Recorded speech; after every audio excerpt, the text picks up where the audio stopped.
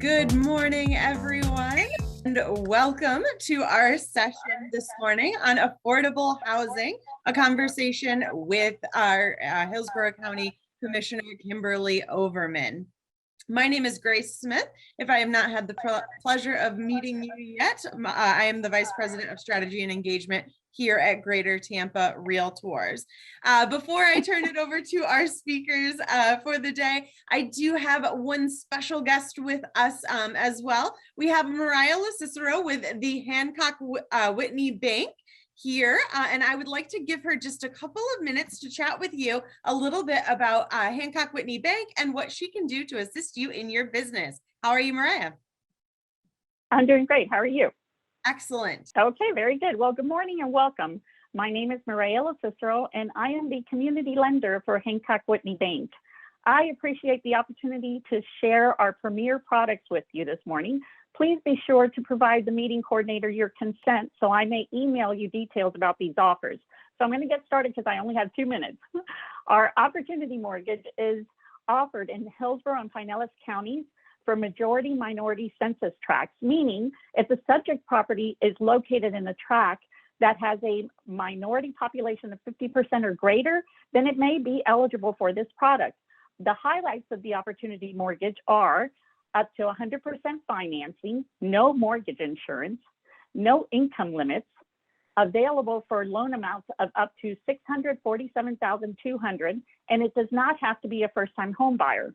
This majority minority census tract is offered in many areas. For example, West Tampa, Town and Country, Brandon, that's for Hillsborough County, Valrico, Riverview, and in Pinellas, there's St. Pete, Clearwater, and Largo, and the list goes on. Once you provide your consent, I'll be happy to email you a guide that shows you where these tracts are located. Additionally, to make the buying process more affordable, we offer down payment assistance, closing cost assistance through down payment assistance and closing cost assistance through Hancock Whitney Bank for first-time home buyers. So the HELP grant for low to moderate income borrowers offers up to $11,000 towards down payment, closing costs, and prepaid.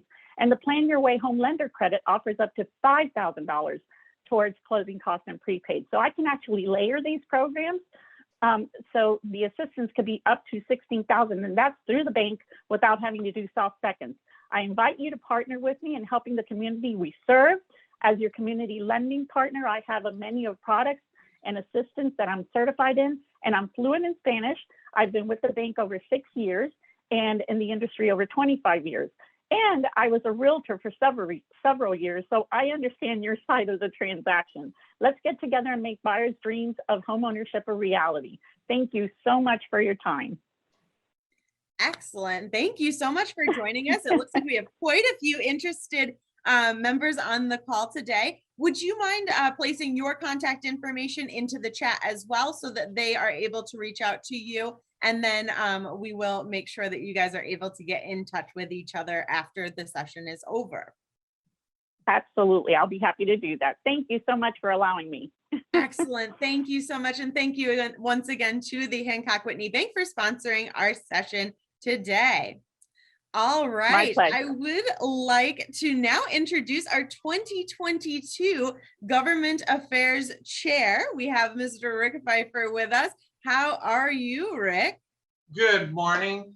And thank you for that sponsor, because I can think of some people that would really use it, and it very much dovetails to today's webinar. So thank you very much, Grace. Today we have Commissioner Kimberly Overman. Thank you, Kim, for doing this. Kimberly is a 37-year resident of Tampa Bay area. She was elected to the County Commission in 2018, and she holds a BS degree in Agriculture and Resource Economics from the University of Maryland.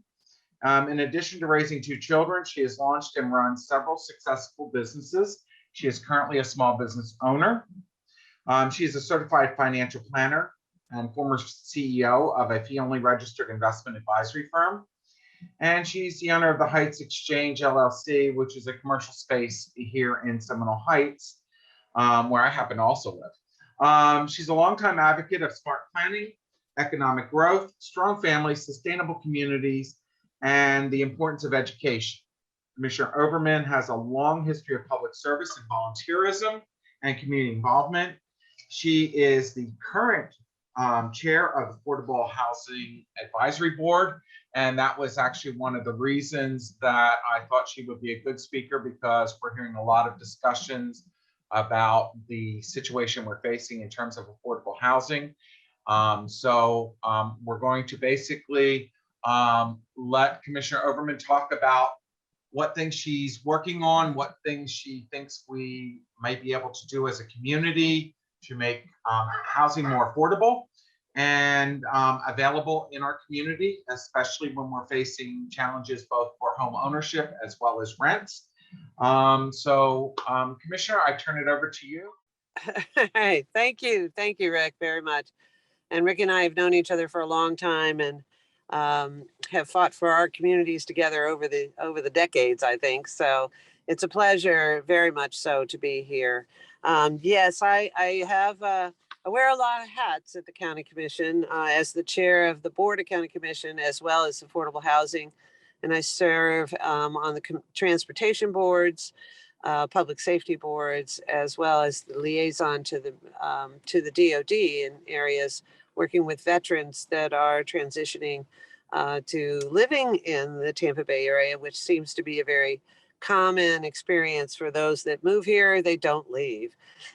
So as we have experienced in this community, one of the great things about living here, or living in Tampa Bay, as it's commonly called these days, is everyone wants to live here, and that's created a great opportunity for property values, property sales, and rentals, but it's also put some challenges in the area of supply.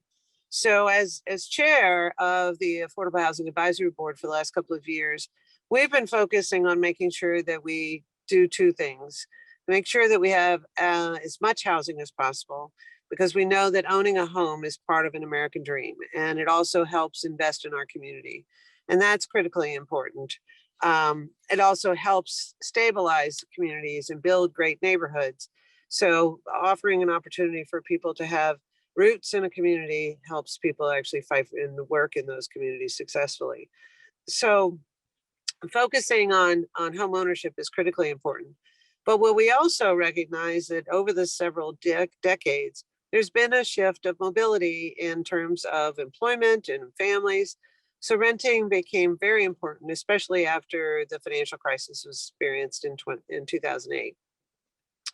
In 2021, the Hillsborough County Affordable Housing invested over $54 million into the community and assisted over 24,300 households through its funded programs and projects, because we do believe how important it is to utilize the resources that we're able to commit towards affordable housing, as well as for housing in general, as well as stabilizing housing. So making sure that those residents that live in housing but may feel some economic stress have the ability to tap into resources to keep their home in good shape.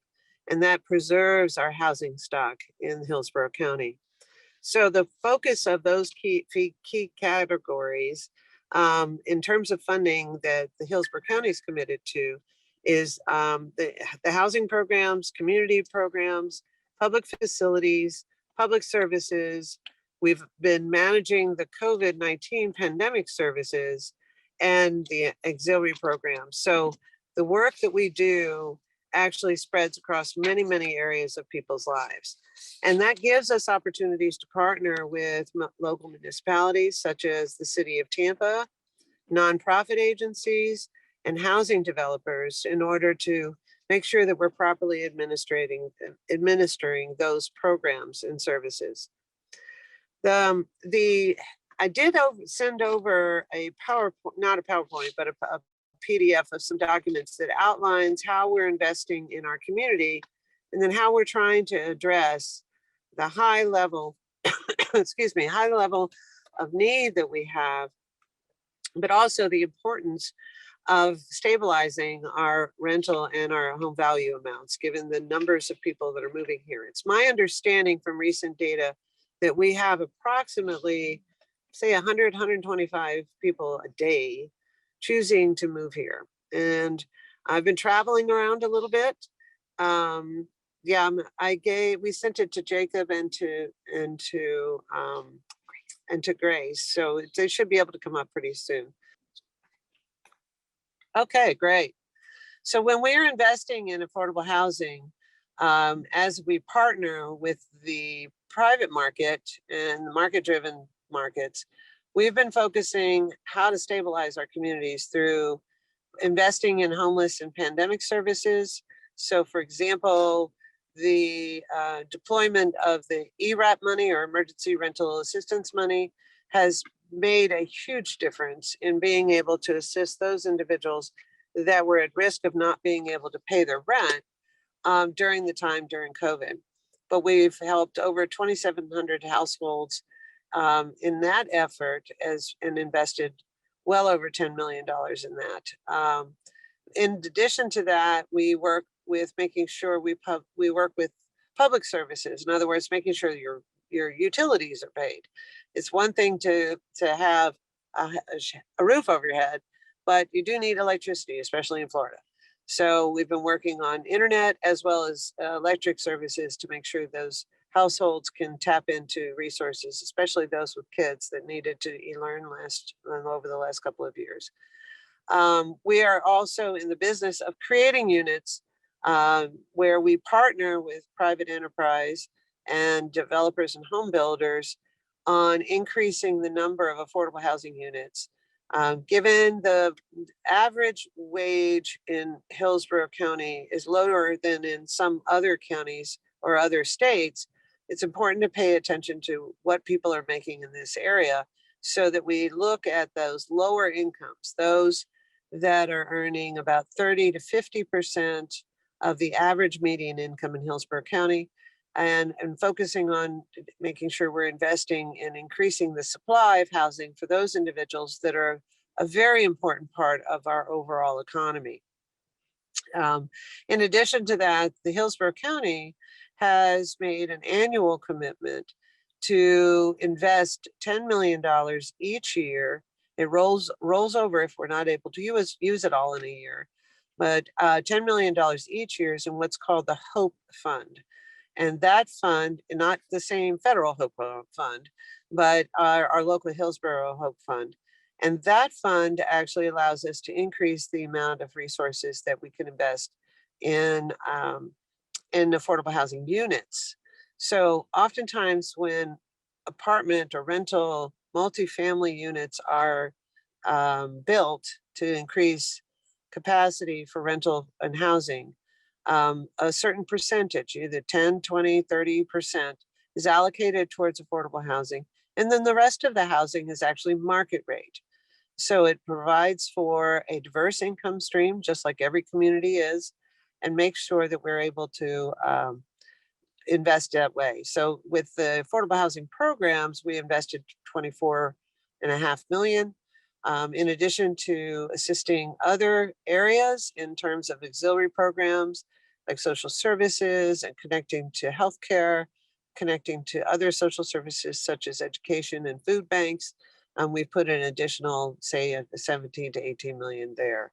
But the good news is, and you can go to the next slide if you don't mind, please, or next page. The good news is we've broken it down into various different elements when it comes to what came in through the resources we had locally, as well as what we were able to deploy in the CARES Fund, as well as in the American Rescue Plan dollars. And this is what we did last year. So we're still deploying monies for this year.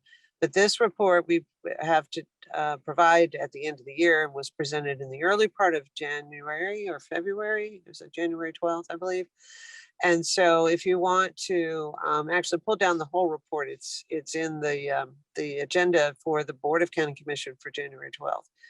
But you can see we allocated approximately 43% of the dollars that came in went towards housing programs. So that's actually creating additional housing.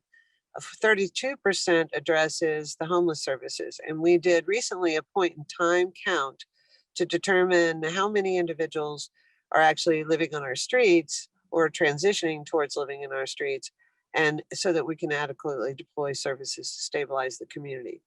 Because when folks don't have housing or a place to live, it has an economic impact in the community, but it more importantly has a health impact on those individuals.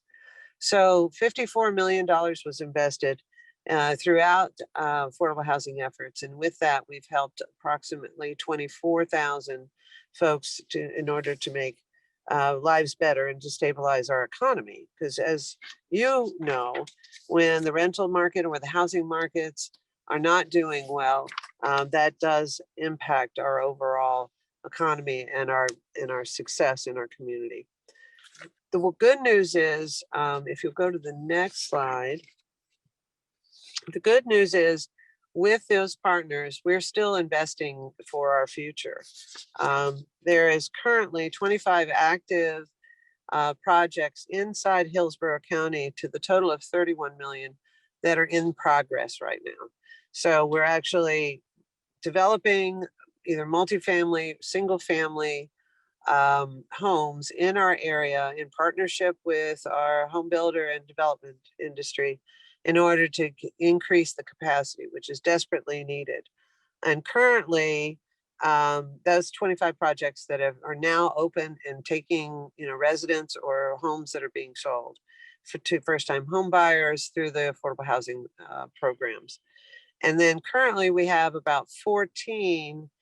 I don't know if we can get to the next slide. I don't know how to do that, but it's okay. If we don't get there, it's not a big deal. But of those programs that we currently have, 10 million are actually going towards multifamily, and others are going through a combination of programs. But for a total of 21 million, almost 22 million, and 14 pending projects, similar to what you're seeing here on the slide, has increased some of the supply that we have.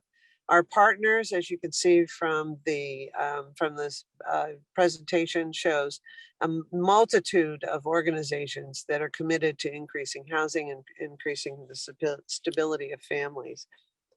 The good news is we've also done some things over the last couple of years to really help stabilize our community. And Jacob, if you want to just move through, you'll see some examples of communities that have done a great job. This New Life Village, for example, is a community that provides stable housing for permanent family experience for those children that are in our foster care system or were at risk in our foster care system, and adoptive families, as well as foster parents, oftentimes elder foster parents, and has built a community that allows that population to thrive. They've been expanding over the years due to the increase in need. And recently they were able to add 32 residences and 16 new townhomes with some of the resources we were able to invest out of the HOPE funds. Can you go to the next slide? So here's a good example of a multifamily housing acquisition.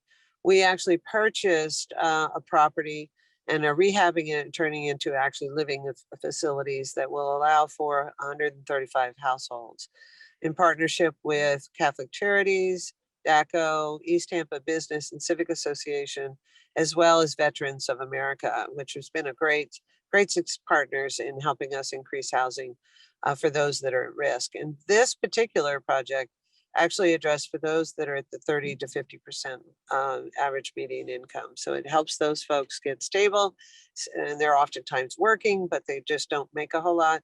So it gives them stable housing so that they can be successful.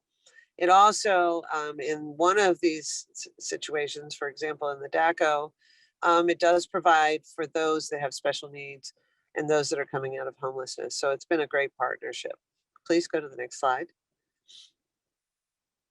Here's another example of trying to be as creative, creating as much housing as possible. We actually purchased the Carroll Motel and turned it into a multifamily residential property, providing 13 efficiency units in the South County area. And that's critically important because we have a lot of low-income families, a lot of migrant families. And so we're trying to make sure that we're creating as many units as possible in an area that's been growing in single family and expanding rapidly. So the partnership with Catholic Charities has been great to address that population. Please, next slide. And we do actually do single family housing as well. Habitat for Humanity, Florida Home Partnership, as well as in partnership with the Hillsborough County Housing Finance Authority that provides the funding for these, have been great partners in helping us create 175 households with approximately $4 million. Many families still, don't necessarily want to rent, want to buy homes, and want to be able to live in a big community. So this is a great way of making sure that we create some stability and create single family housing for those that are able to go through the educational programs for financial literacy, participate in the first time homebuyer program, and be able to invest in for their future, because we do recognize that's the best way for a family to build wealth. Can you go to the next slide, please? And part of that is accomplished through the down payment assistance program. This is a terrific program. Although with our home values these days going up as fast as they are, fewer individuals are able to utilize this program because prices have gotten so high that the amount that you can use for a purchase of a home is now exceeded on an average basis. But there are still pockets within our community that allow for down payment assistance to provide approximately $25,000 to help with first-time home buyers with the cost of getting into a home. And last year we were able to help 126 people with $1 million to get into their first home. Next slide, please. And that is part of why it's so critically important that we do additional investing with Habitat and Florida Home Partnership for creating that first-time home or affordable home for those that are in the low to moderate income level. Those are our teachers. Those are our, many of the people that are our neighbors now that are renting that really would like to get into a single family home. And so we've funded new construction in partnership with Habitat Humanity and Florida Home Partnership. Florida Home Partnership primarily works in the South County area, and Habitat's been all over Plant City, in the Brandon area, as well as in the university area, in creating single family housing. And we're real excited about those partnerships because it really goes a long way and allows us to create the additional inventory that we need to get home value stabilized. Next slide, please. And this is a good example. We're able to provide, in partnership with Habitat, we're able to award $500,000 to purchase land. There you go. Okay. To purchase land that approximately 12 lots that it ended up being divided in, and we're able to create 12 low-income families with the opportunity to have an energy efficient single family home where they helped with the construction, but now they have some stability in their lives to make that work. Next slide, please. As I mentioned earlier, we want to make sure that our housing stock is stabilized. And so rather than have to build new homes all the time, we want to make sure that we're able to allow those individuals who are in low and the moderate income to be able to make repairs to their homes so that they don't end up having to move out because it's not safe, or to actually demolish the home and reconstruct an owner-occupied home. And so through our single family rehab program, in partnership with the Center for Women, East Tampa Business Civic Association, and Rebuilding Together Tampa Bay, as well as Self-Reliance, we're able to actually go in and do repairs to roofs and windows and doors and things that actually would cause a serious problem with a safe, to maintain a safe household for those individuals that are at risk of losing their home as a consequence of not being able to care for it. So last year we put $3.5 million in it, and we're able to help 43 homeowners stay in their home. Next slide, please. Rebuilding Together Tampa Bay has been one of those great partners.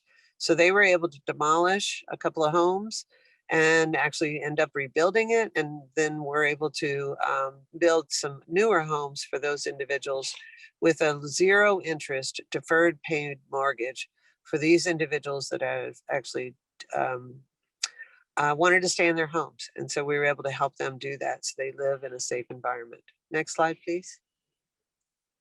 So to give you an idea of what the partnership with the Center for Women, we were able to award $1.75 million to rehabilitate 26 homes. And the repairs that are done there typically are your interior type of repairs, HVAC, bathrooms, kitchens, flooring, and also to allow us to help modify a senior's home or a family that has special needs so that they have access and in the way they need to be able to enter and exit their home safely, as well as if take a shower, safety bars, things like that. That really helps that homeowner stay in their home and be able to move around in it safely and be successful. Next slide, please. With that, there are other things that we do to invest to help communities thrive. In addition to doing improvements on roofing and air conditionings, oftentimes apartment complexes or community facilities are in need of repair. So we were able to put $6.5 million into a variety of different projects in order to stabilize those communities and to invest in those communities, but also to invest in those homes. That actually impacted a large number of households in terms of improving the area. And as you can see from the slide, that covers a great deal of partnerships with Miracle Outreach and New Life, as we saw earlier. University CDC is doing amazing things in their area. Salita's House has been great in helping communities, mortgage owners actually stay in their home by giving them mortgage advice and helping with the foreclosure situation that we do have in our county. So using those public facilities help build up our housing and maintain our infrastructure. Next slide, please. With a good example of that is with Dawn Family Services. Here, we were able to actually provide shelter and assistance to young families that were in crisis. Oftentimes when you're young and it's difficult to get started and you've got little kids, and it's critically important to make sure those children and mothers are in stable housing so that they are successful. So we were able to offer $2 million in community development block grant funds in order to rehab an existing building to provide safe housing for those individuals that were at risk of homelessness. That also, we're working on that. I recently went to that facility and it's amazing what they're able to do in order to keep those families stable. So if you haven't been there, it's a really great facility to go check out. Next slide, please. And of course, our star these days and all the wonderful things that are happening in the university area. The university CDC has done an amazing job of not only land banking, but also building additional units.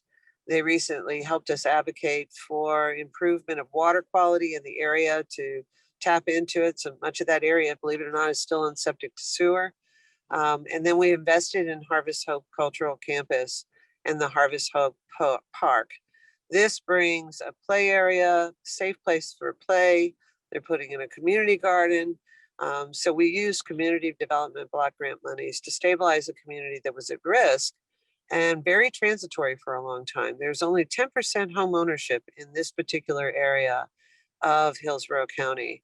And so by improving this particular area and building additional capacity, we're going to increase the number of homeowners in this area over time, but it's going to take a while. But those 7 acres really increased the quality of life for the homeowners in that particular area. Next slide, please. When we mentioned public services earlier, there's a variety of things that we offer for those individuals, especially those with disabilities or challenges, those that need job training. So many of the things that we do in this effort does help those individuals become not only self-sufficient, but independent. So we partner with, Mary Martha's House, McDonald Training Center, Metropolitan Ministries, and many others in order to help individuals in our community be successful and stable. Next slide, please. As an example of that is for individuals that are blind or become blind, it's important that we provide them with support so that they stay independent. So Affordable Housing Advisory Services needed to assist about 27 residents in unincorporated Hillsborough County, Temple Terrace, and Plant City with instructional programs to help them be very successful at living independently and staying in their homes. We don't realize how vulnerable we are until we are. And providing these kinds of support for individuals to allow them to stay independent is critically important to the success of their lives, but also adds to the importance of our communities. Next slide, please. We have a great deal of partners, a great deal of partnership with our City of Plant City and City of Temple Terrace. There were a great deal of lack of infrastructure in those areas that were impacting households in those two cities. And given that they're smaller cities, they have smaller infrastructure availability, and consequently, they needed our help.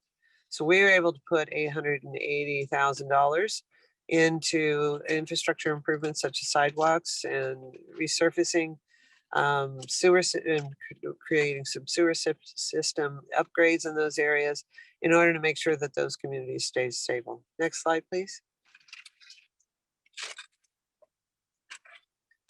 And another example is the partnership that we have with Tampa Hillsborough Homeless Initiative. I was able to acquire, in partnership with my board over the last 2 years, another $2 million to assist THHI, as it's commonly called, with the resources to allow those that are homeless into being prepared for stable housing, and ultimately at some point be able to provide them with an opportunity to purchase a home in the future.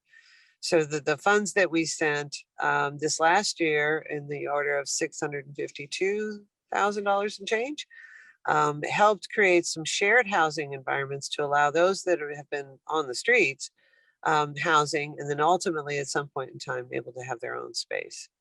Next slide, please. So this is a summary of what we did with the COVID monies with CARES dollars, to give you an example of the different areas we deployed in order to stabilize our economy and stabilize our communities in important ways. The mortgage and rental assistance program, we put $7.7 million there in the mortgage assistance, but we've actually deployed, was it 51 million, I think, and we just got another 23 million to reopen ERAP, or Emergency Assistance Program, to be able to make sure that people can pay their rent when they have been impacted by COVID.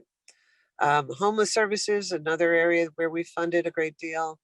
And it doesn't always correlate, but it's critically important that we support our daycare industry, which was harmed by the shutdown at a period of time. And many of them didn't choose to reopen. But more importantly, providing them with the support to really operate safely was critically important. So we were able to put over $2 million into the daycare system that we have in order to help 112 daycare providers stay in business and be able to provide daycare for our first responders and for all of our workers. And that has really made a difference in stabilizing the resources. Next slide, please. Okay, so to do that, it takes a lot of people. I will tell you, the people in the Affordable Housing Department were champions. They were working literally 24 hours, it seemed like, answering the phones all the time, trying to help individuals get us the documents so that they would qualify for emergency rental assistance, and then where individuals were either being evicted or needed to move out or didn't have the resources to be able to stay where they were, We have a full social services program that helps with stabilizing families and helping relocate families. So we're continuing to work with our partners to be able to expand that. And then we're also working in partnership with the Florida Housing Coalition, which I know the realtors are a member of that team. And to be able to increase the capacity of home builders and developers to encourage additional affordable housing, as well as housing supply in general, in order to increase or address the demand that we have for housing in this area now that everybody and their brother wants to live here. So if you'll go to the next slide, please. Over the next 2 years, we will be assisting a lot of folks with the projects that we have in the queue. As I mentioned earlier, we have 25 active projects and 14 pending projects in the queue for the total of $51 million. I mean, yeah, $52 million really. That gives us the opportunity and has given us the opportunity to stabilize over or create over 10,000 total housing units, 53 housing units developed with for low-income families in that breakdown, and then to provide almost 5,000 households in order to, with either tenant subsidies or mortgage assistance over the last, what we anticipate over the next 2 years. Sorry about that. In order to plan for, it's part of our overall housing plan that we have to submit, the biennial plan, on how we're going to deploy the funds that we've got dedicated towards affordable housing. Next slide, please. And in addition to that, we will be doing some community development. It was mentioned earlier, when you stabilize a community and create a great place to live, you're able to actually move that forward. So some of the things we're doing in that area is the public facilities we're investing in.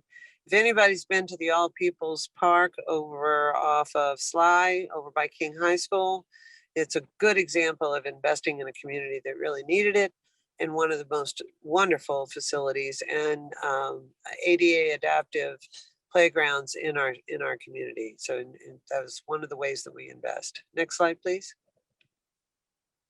So what I'd also like to do is let you know a little bit about what's happening in Tallahassee. We recently, I attend the Sadowski Affiliates webinar. I don't know how many of you do, but I would highly recommend that you do during session. We are at the last bits of it right now. And currently, there are a few bills out there that are going to impact positively, in many cases, the development of affordable housing and regular housing to increase the supply that we need. The biggest challenge we have right now is the fiscal budget and appropriations and conference is occurring this week and next week. And as a consequence of that, it's important to recognize what happened to the Sadowski Trust. Last year in 2021, there was the statute permanently swept the Sadowski Trust by about 50%. Part of that went to the septic to sewer effort that we need to address in the state. The other half went to sea level rise and climate change efforts in order to create resiliency and address the fact that we've got sea level rise that's taking away real estate and taking away real estate values. So those monies went there with a promise they would not sweep the remaining portions that are allocated towards the Sadowski Housing Trust. Unfortunately, that's not happening. That promise is not being kept, and hopefully next week they decide to keep it. The governor's budget, and as well as the Senate, is in line with keeping the Sadowski Housing Trust, the 50% that's remaining, intact. So that should total up to about 355 to 337 million dollars to the total trust. The House, on the other hand, has decided to lower that to 268 million. Hopefully we'll get closer, but that is quite a bit different than what we need. And given that Hillsborough County actually is a donor county for the state, The housing trust is actually funded with doc stamps from mortgages and property changes, your escrow doc stamps. Hillsborough County last year sent up 315 million to the Sadowski Trust. And based on the appropriation allocation for each county, we get about 10 back, which is not okay.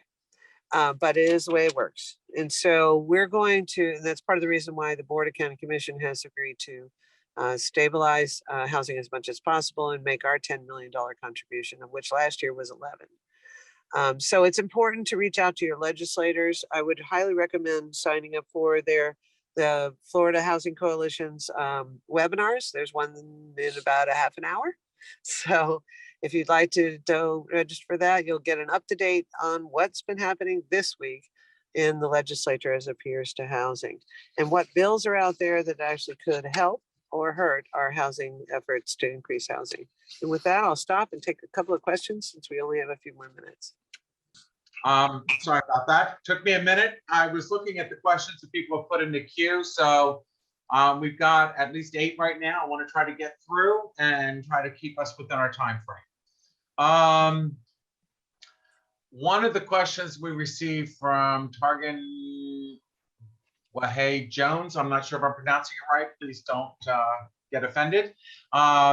It seems as developers are only creating luxury apartments that are still out of reach for classification of affordable housing. How is that being combated, especially in areas that don't have public transportation? That is a big challenge. Developers can build whatever they want. I mean, we can't make them build affordable housing unless we actually have inclusionary zoning, which requires us to have the funding to make up the difference and make the home builder whole. However, that being said, one of the things we're trying to do is encourage more home builders and multifamily developers to learn more about affordable housing and how that helps that capital stack work.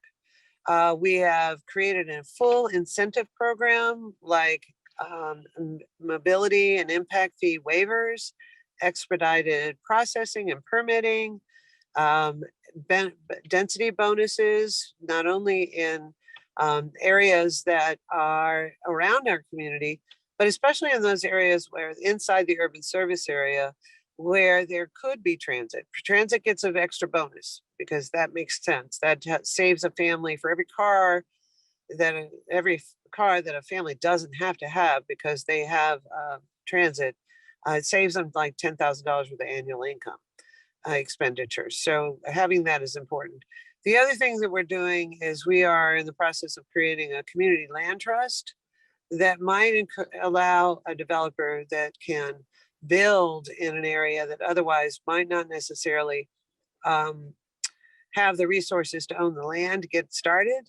But with that comes the requirement that those properties, remain available to first-time homebuyer programs and those incomes at the affordable housing level at 50%, 80%, 100%, 140% of AMI.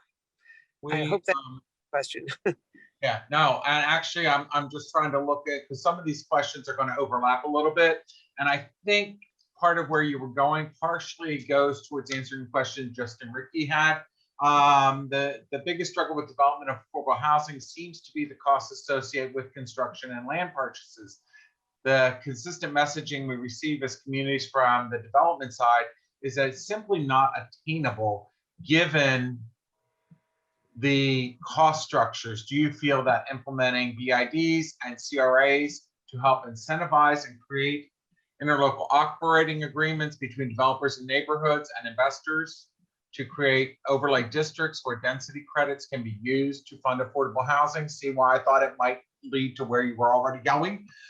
Yeah, I actually am in the process of doing that. I am impatiently waiting for our transit-oriented development plan. We're partnering with the city of Tampa, as well as the county is looking for ways that we could increase density in communities and create an overlay that does require some portion towards affordable housing. and offer those incentives to create that opportunity. We're not quite there yet, but I'm getting closer. But that is one of the biggest challenges. It is incredibly difficult right now with material costs, with lack of workforce that's trained.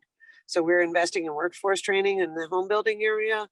But materials is definitely causing a delay. And, unfortunately, it's not a new problem, but it's now a much bigger problem that we're trying to address rapidly. And that's where some of the outreach and the training programs that we've got out there hopefully will help us get there. Okay.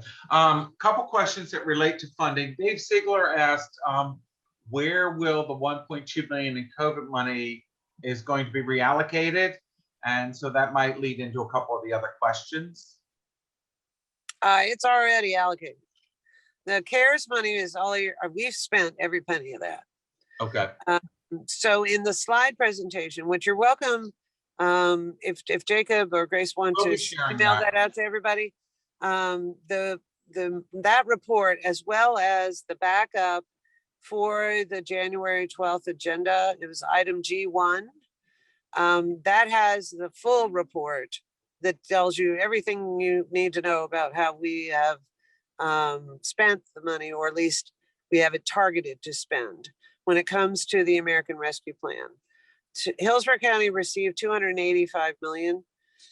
We've allocated or at least targeted so far this year $208 million. So I mean, we are deploying it in a very effective way, and part of that is in housing through the slides that I sent you to kind of give you an idea of how we're allocating that in the area of affordable housing. Awesome. Ashley Turner and Ursula Bell both have questions that deal with accessing these programs. So Ursula's question is a little bit more detailed, so I'm going to present that one. She says she deals with a lot of first-time home buyers using the various DPA programs within the city. The problem I'm having using those programs is it's getting harder and harder to find affordable homes within the parameters of some of the programs due to rising housing costs and lack of inventory. Are there any plans for providing affordable homes within those parameters in order for buyers to continue to utilize these programs? Very good question. And it's kind of what I was alluding to earlier about the median home price exceeding the thresholds for first-time home buyers. The top limit for using many of the affordable housing programs for purchasing a home is below our average median house. So the only way that we've been able to figure out how to address that is to increase supply and have the top line price of the new home or the multifamily home, like a townhome or a quad, where you can actually own that, is through increasing supply.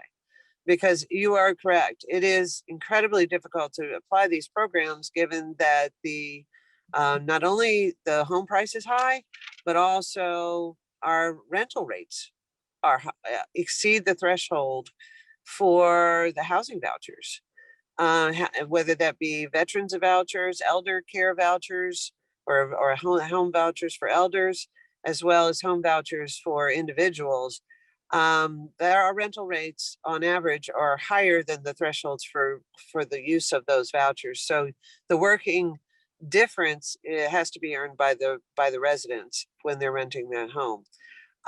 We also recently adopted a tenant bill of rights to avoid having individuals discriminated against the housing vouchers when they have, $1,200 or $1,500 or $2,500 worth of housing voucher to pay rent. They need to be able to use it. And so the tenant bill of rights was passed in Hillsborough County last year. And recently the city of Tampa has adopted it as well. So you can find on the Hillsborough County website, just put in search for tenant bill of rights and you'll be able to find that. And the city recently has passed that like 2 weeks ago. And so they should be able to have documentation and information to share for those residents that have housing vouchers. Because what we're finding is that many of those individuals that have, housing assistance to be able to find a place to rent, are having to turn them in because they can't find a place within the 90 days that's issued to them. So your help and your industry in managing those, for those of you that do property management for multifamily, your help in understanding those programs and how they work, knowing that you've got a check that'll come to you every single month once you have someone who's eligible for those vouchers, it stabilizes those households. So I hope that that's helpful. Question, it's not on that list, but you've referenced a number of times median household income. You've referenced percentages at which point people are eligible. They have to be below a certain percentage. Do you happen to know, not to put you on the spot off the top of your head, what Go search through here, and I don't think I do not have that with me, Rick. Median income be? Yeah, I do not have that information with me, unfortunately, but if you go to HUD's site and type in average median income, you'll have all of the rates based on the amount of income they're eligible for at the national level, depending on the size of your household. And then you'll also find that information on median home price. Within that is a table that you can drill down to Hillsborough County, because the HUD actually sets those rates for all of the region. When I met with with HUD in DC 2 weeks ago, I did ask them if it's possible to have an emergency relief from those thresholds. I didn't get a lot of positive reception from that idea, because Hillsborough County's rental rates and values, as you know, have gone up somewhere in the range of 20 to 40%, depending on what part of the community you're in. So those thresholds are very difficult for us to use. Not impossible, but it is difficult to use. But having that spreadsheet or having that information you could download from HUD handy really does help you when you're working with a family that might be eligible for a first-time home buyer program. Salita's house, what is the name of? We have there. Oh, if you send our office an email, we can send you the various different threshold for programs for first-time home buyer programs, and those that are very good at counseling individuals how to become eligible. And I think you actually just answered by saying that you'll send that information out, a question that Barbara Calkins had. Stacy Dillard asked the question. She said, while speaking with high school counselor recently, she said that they are overwhelmed with high school students who have been made homeless for a variety of reasons. She said there are currently very few housing options for these students who have been turned out onto the streets alone. Does the county have any plans to address these homeless youth? We actually are actively working on that. We have that for the children that are specifically that have come out of foster or aged out of the foster care system to be able to provide transitional housing. Part of our shared housing efforts are towards those individuals that are young and displaced. We're also looking for ways that we can increase housing for those that are at risk of human trafficking. And the ARP funds are available for that. We haven't made progress on deploying funds fully in the shared housing for youth as well as those certain sectors yet. That is, we took the other priorities first. But with the second installment of the ARP money, that will definitely be on our agenda. We covered that at the last board meeting and how we're going to roll out the home programs, as it's called. Okay. And guys, I'm going to have to go because I've got another meeting soon. I think we're almost out of time. One more.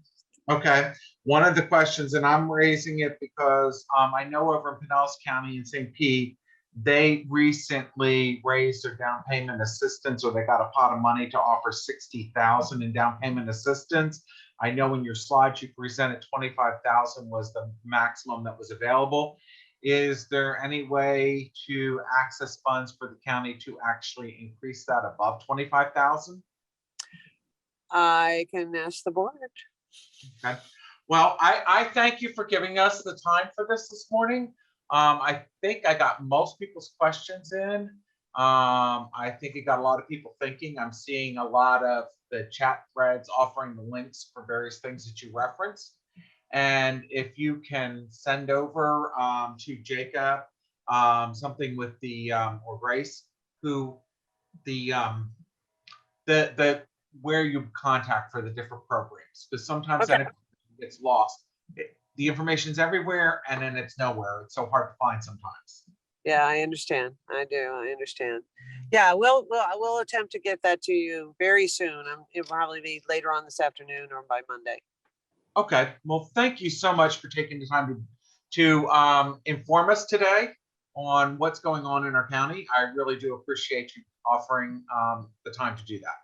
Thanks for the opportunity, Rick. I truly appreciate it. Jacob, Grace, you guys have been great, and I look forward to seeing you again soon. And again, thank you, Ms. LoCicero, for your information. I think there's going to be a lot of people reaching out to you. Thank you all.